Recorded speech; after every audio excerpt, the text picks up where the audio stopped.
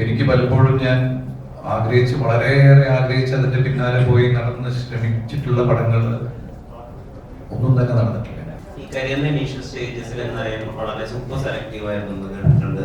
Months wait ചെയ്ത സമയമൊക്കെ ഉണ്ട്. ബെസ്റ്റ് സ്ക്രിപ്റ്റ് ഇയേഴ്സ് വെയിറ്റ് ചെയ്തിട്ടുണ്ട്. ഇത് മനഃപൂർവ്വമല്ല, അതും ഒരു കൈൻഡ് ഓഫ് ചോയ്സ് ആണല്ലോ, നമ്മുടെ നല്ലതിന്റെ ഭാഗമേ ആവുള്ളൂ എന്നുള്ളത്.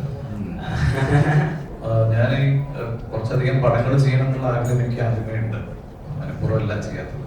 പിന്നെ പലപ്പോഴും ചിലത് നടന്നു പോകാത്തതാണ്. പല പടങ്ങളും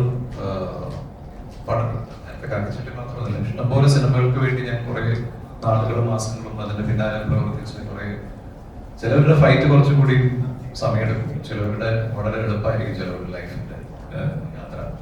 എനിക്ക് പലപ്പോഴും ഞാൻ വളരെയേറെ ആഗ്രഹിച്ച് അതിന്റെ പിന്നാലെ പോയി നടന്ന് ശ്രമിച്ചിട്ടുള്ള പടങ്ങൾ ഒന്നും തന്നെ നടന്നിട്ടില്ല എത്രയോ വർഷങ്ങളായിട്ട്. അതെന്തോന്ന് എനിക്കറിയില്ല, പല കാരണങ്ങളായിരിക്കാം. ലാസ്റ്റ് മിനിറ്റിലായിരിക്കും പല ചേഞ്ചസും വരിക, ചില പ്രൊഡക്ഷനിൽ നിന്ന് പോകുന്നു, ചിലപ്പോൾ സ്ക്രിപ്റ്റിംഗിൽ പെട്ടെന്നൊരു ആശയക്കുഴപ്പം വരുന്നു, നമ്മൾ നമ്മുടേതായ രീതിയിൽ നിൽക്കുന്നു, അദ്ദേഹം അവരുടേതായ രീതിയിൽ നിൽക്കുന്നു, പലതും നടക്കും.